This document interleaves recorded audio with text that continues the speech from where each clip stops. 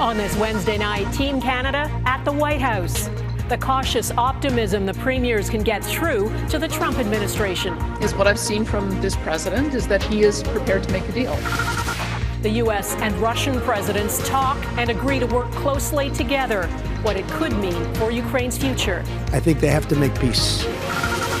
Trending in the right direction. There's still a long way to go. What's driving down auto thefts in Canada? And canines crowned. The winners of the Westminster Dog Show include a Canadian.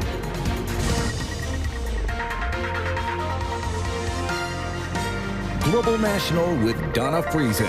Good evening and thanks for joining us. There are some fast-moving developments in Washington today. At short notice, Canada's premiers were invited to a meeting at the White House where they were able to make their case in person about how harmful tariffs will be both to Canada and to the United States. We had a very constructive conversation. We appreciate the Trump administration facilitating this literally in the last minute. And we're grateful. We listened, we communicated, and we look forward to further conversations. There is a lot on the line. Trump's threat to put 25% or possibly higher punitive tariffs on Canadian imports to the U.S. is what all the premiers are focused on. David Akin is following developments for us. David, do we know who they met with at the White House? Well, it wasn't President Trump, but it was two senior White House officials, Donna, the most senior of which was Donald Trump's Deputy Chief of Staff, James Blair. And the message left with the premiers: this is not the end of any discussions, but the beginning. Their key suggestion for us was once their key personnel were confirmed, the Commerce Secretary, Trade Secretary, that will be in a much better position to engage, and that we should continue to meet and come back, especially once that had happened. Even without the last-minute White House meeting, it was already a historic occasion. So this is the first time 13 premiers have showed up to Washington. But it was for a very serious purpose: to avoid a North American economic catastrophe. Plants will be closed on both sides of the border. Some might think it a waste of time, that Trump's tariffs are inevitable.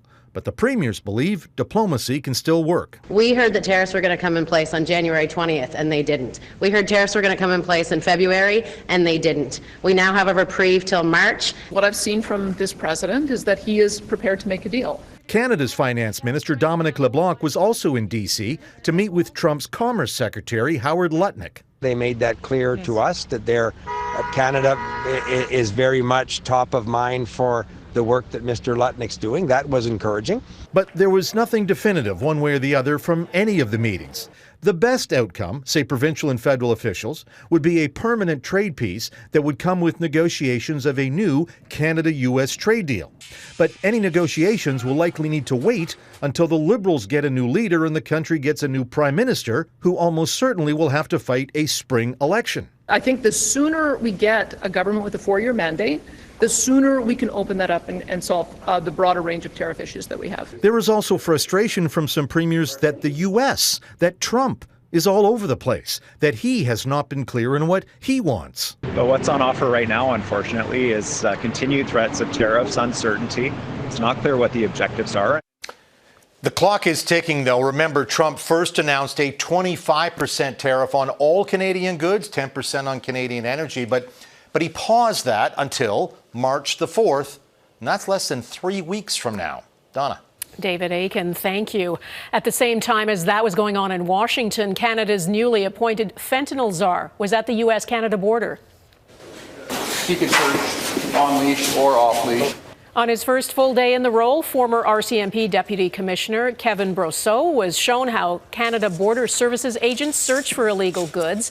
The role of fentanyl czar was created to try to convince the president Canada is serious about stopping opioids from crossing into the U.S. American agents seized less than 20 kilos at the northern border last year.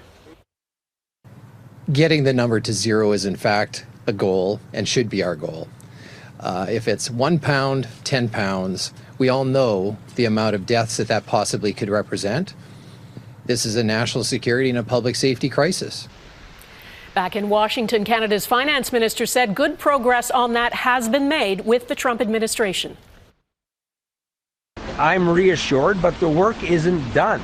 So it's not finished. So the newly appointed fentanyl czar will be in Washington in the next few days.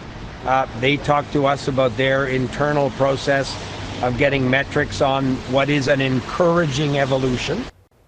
Canada's Prime Minister has again shut down the idea of Canada becoming the 51st U.S. state. And Justin Trudeau said any tariffs imposed by the U.S. will be met with a strong response. Mackenzie Gray is traveling with the Prime Minister.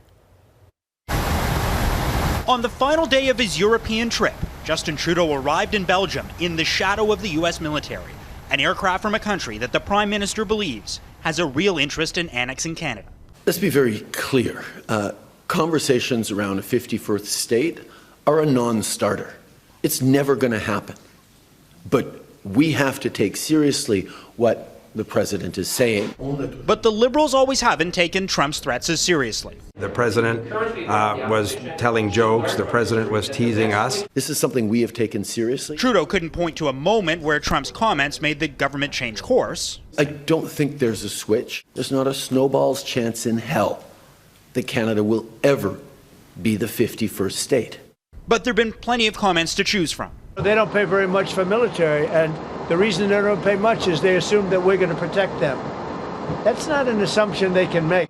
Trump musing about not willing to protect Canada from an attack, viewed as disrespectful and concerning to the defense minister. We are not vulnerable to anybody's ambitions with respect to our territory and our sovereignty.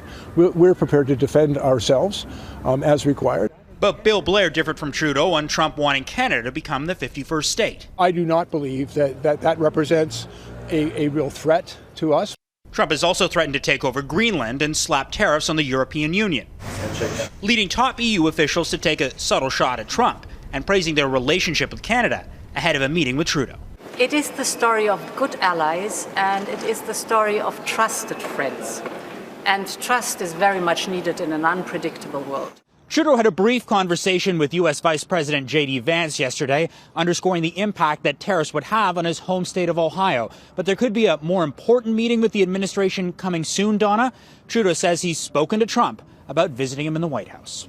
Okay, Mackenzie Gray in Brussels, thank you. There is another big development from the White House related to Ukraine. Donald Trump says he spoke by phone with the Russian president today, and the two agreed to work closely together. That includes negotiating an end to Russia's full-scale war in Ukraine. As well, the new American Defense Secretary says Ukraine can no longer rely on U.S. military support and must give up its goal of joining NATO. Returning to Ukraine's pre-2014 borders is an unrealistic objective. Chasing this illusionary goal will only prolong the war and cause more suffering. Redmond Shannon reports on the new reality facing Ukraine. At the first meeting of NATO defense ministers since the change of administration in Washington, a stern message from the US to its European allies as it pushes them to ramp up defense spending. Europe must provide the overwhelming share of future lethal and non-lethal aid to Ukraine. As part of any security guarantee, there will not be U.S. troops deployed to Ukraine. The new Pentagon chief, Pete Hegseth, says he believes Ukraine will not be able to fight its way back to its pre-2014 borders when Russia first invaded, and that Ukraine joining NATO should not be part of any peace deal. I think that the best thing for NATO is not to talk about it, but certainly not to sign an agreement with Putin saying, we've allowed you, Vladimir, to basically paralyze us and to block one of our decisions. Prime Minister Justin Trudeau in Brussels to meet European leaders tread delicately on the new diplomatic landscape. Ukrainians get to decide what the outcome of that peace process must be. Just hours later, Donald Trump picked up the phone and spoke with Vladimir Putin about Ukraine. We're going to meet also probably in Saudi Arabia. The first time we'll meet in Saudi Arabia, see if we can get something done. But we want to end that war. That war is a disaster. Trump also spoke with Volodymyr Zelenskyy on a day when the U.S. Treasury Secretary was in Kyiv to hammer out a deal to buy rare earth minerals from Ukraine. This is part of the foundation for a larger peace deal. So there's a lot going on that is being discussed among them, and I think it's going to be a mutual understanding as to where things go, not something that's unilaterally imposed on Ukraine. Trump says his Vice President J.D. Vance and Secretary of State Marco Rubio will meet with a Ukrainian delegation at the annual Munich Security Conference on Friday. Donna? Redmond Shannon in London, thanks. Something is happening in the U.S. that was not in Trump's playbook. The cost of living went up last month. Rising prices for housing, food and energy pushed the consumer price index up 3% in January compared to a year ago. Inflation in the U.S. also worsened on a monthly basis, jumping 0.5% in January. That's the largest increase since August of 2023. Analysts predict this will likely delay any interest rate cuts in the U.S. And economists are warning Trump's steel and aluminum tariffs will send inflation even higher on both sides of the border. From beer cans to vehicles and construction materials, economist Peter Warrian says consumers in Canada and the U.S. can expect to see prices rise. Of consumer products, steel is in 83 or 84% of those products. Even the iPhone. Back of the envelope calculation would be cars could go up by $2,000. Appliances could go up by $300 or $400. Aluminum tariffs could have another unintended consequence. The CEO of Coca-Cola says if the cost of making pop cans goes up, the company would look at using more plastic bottles. Coke imports aluminum from Canada for its cans and is looking for ways to mitigate any price increases that tariffs would bring. The company already has a problem with plastic. Coke has been labeled the top global plastic polluter by environmental groups for 6 consecutive years.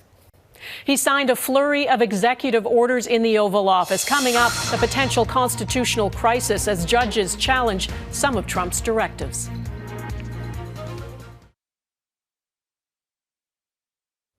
President Donald Trump is wasting no time during his second term in the White House. Since taking office more than 3 weeks ago, he has signed more than 60 executive orders. It's almost like he is ruling by decree, and he is testing the limits of presidential power. As Jackson Prosco reports, Trump's multiple contentious orders have already led to a flurry of lawsuits. With new executive orders from the Oval Office almost daily, President Donald Trump is testing the rule of American law like never before. It's a big deal. It's a big deal. Many of the president's biggest moves, ending birthright citizenship, freezing federal funds, shuttering USAID, and Elon Musk's Department of Government Efficiency, have been blocked or paused by courts, setting up a showdown over who has ultimate authority. And it seems hard to believe that a judge could say, we don't want you to do that. Well, so maybe we have to look at the judges, because that's very serious. Each injunction is an abuse of the rule of law and an attempt to thwart the will of the people. In reality, the courts, the president, and Congress are supposed to be co-equal branches of government. Some of this stuff could be done quite legally. And so the question is, are you doing this purposefully to aggrandize your own power? Are you trying to promote a constitutional crisis? A constitutional crisis is the claim made by Trump's opponents, who believe he may well ignore the courts. They warn that would put American democracy in peril, allowing the president to rule like a king. Donald Trump isn't allowed to break the law to achieve those goals. Certainly the tensions are brewing. Experts say the U.S. isn't there yet, but if Trump were to defy a federal judge or the Supreme Court, that would be nearly unprecedented. If and when that were to happen, then I think we would say we have started to reach, some at least approaching a constitutional crisis. Trump has since suggested he understands there are limits on his power. Well, I always abide by the courts, and then I'll have to appeal it. Time may be Trump's biggest asset. He continues to defy the lower courts while pressing ahead with his executive actions. By the time a higher court rules and appeals are exhausted, it may be too late to undo this radical transformation of American government. Jackson Prosco, Global News, Washington. The U.S. Senate has confirmed Tulsi Gabbard as the Director of American National Intelligence. The former Democratic Congresswoman from Hawaii was confirmed by a vote of 52 to 48 after Republicans who initially questioned her experience supported her nomination. Gabbard is a military veteran with no formal intelligence experience. She's never run a government department. She has promoted conspiracy theories and been sympathetic to Russia and Syria when Bashar al-Assad was in power there. Gabbard will now oversee 18 American spy agencies. Cracking down on auto theft ahead. National enforcement efforts show signs of paying off.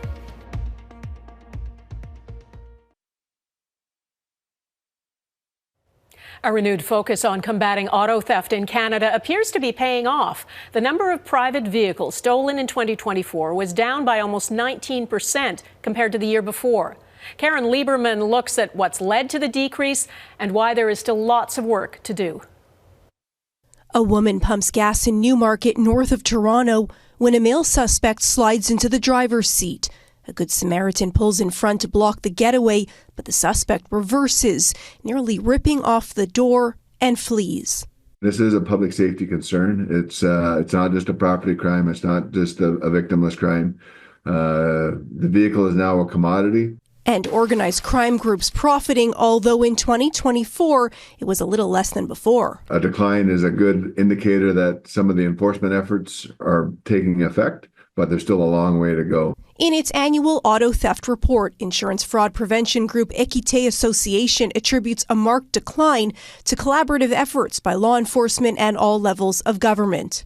In Ontario, they have the provincial auto theft team that has partners with police services across Ontario, working hand in hand with the Sûreté and Montreal Police and CBSA, and now are viewing export of stolen vehicles as a priority. He also points to a crackdown on revinning, which is the process of illegally changing a vehicle's identification number, enabling a criminal to register and resell it. Nationally, over 57,000 vehicles were stolen last year, an 18.6% decrease in auto theft when compared to the previous year. Quebec and Ontario saw the highest drops, 32% and 17% respectively, year over year. But the important thing here is to not take the foot off the gas. There's a lot of organized crime that is focusing on Canada because of the ease to get access to these vehicles. So calls are mounting for better car security standards, which haven't been updated since 2007. Thieves are certainly capitalizing on some of these vulnerabilities by getting access to their vehicles. Consumers are reminded that they too can take steps as simple as using a steering wheel lock and parking cars in garages to prevent theft. Caryn Lieberman, Global News, Toronto. Next, how an Alberta First Nation is honoring the legacy of one of their own.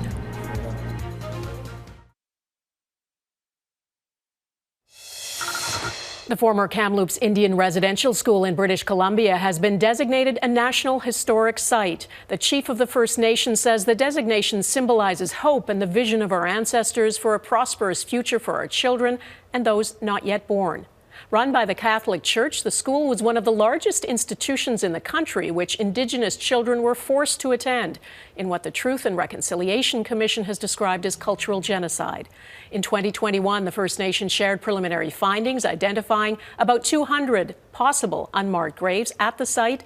Elected councillors have expressed interest in excavating the site for human remains, but no plans for that have been announced. For members of the Blood Tribe First Nation, the upcoming rodeo season promises to be especially hard. The death of John Wells, a champion steer wrestler and local mentor, has left a tremendous hole in the southern Alberta community. He died after an interaction with Calgary police last September. As Heather Yurix-West explains, his rodeo friends are determined to make sure his legacy lives on. Do you feel your friend's presence here? Oh, yeah, he's around. He's a prankster. With a cowboy hat on his head and a horse nearby, the Agriplex on the Blood Tribe First Nation is where John Wells felt most at home. Right in this little pen right here was his office. He would take kids that had been through some kind of abandonment, trauma. He'd work with them in here, build them up. When they're ready, take them out here, and man, you just see that magic. To so many in this community, Wells came to symbolize hope. It's why those who knew him best are struggling with the realization he is never coming home. This community now has a hole in it, and those kind of holes aren't easily filled. According to a police watchdog investigation, last September, staff at this Calgary hotel reported Wells to police as an unwanted person on site. Though he was not armed when police arrived, Wells was tased, beaten, and restrained. Minutes later, he died. It was a tough one, tough loss for all of us here, and we want to continue fighting and supporting what he did for the community. That includes making sure his passion project lives on. 3 years ago, Wells realized young adults struggling with addiction could benefit from the healing power of horses too. So he secured funding and founded a program to help. Not only our people, like we had the Blackfoot Hub come in out of the city of Lethbridge, and they had all different races come out with them too. A sense of trust was broken with Wells's death, leaving behind complicated feelings when it comes to law enforcement. Some of the community wellness meetings I've held, the young people felt extremely scared. It's like they don't know where to go for help now. The investigation into Wells's death is still underway, but within this arena where champions are made, his memory remains strong. For someone who was not an unwanted person, but a man of impact with a legacy that lives on. Heather Yurix, West Global News, Standoff, Alberta. That is Global National for this Wednesday. I'm Donna Friesen. There can only be one top dog, and at the Westminster Dog Show in New York City last night, that was Monty. I choose the giant schnauzer. Oh, Monty! 5-year-old Monty from Connecticut won Best in Show, the first time a giant schnauzer has won the competition's grand prize. There were lots of Canadian canines competing too, and they weren't completely shut out. Kenny, an almost 6-year-old Affin Pinscher from BC, won the top award for his breed, and rightly so. Look at him. Thanks for watching, and hope to see you here again tomorrow. Bye-bye.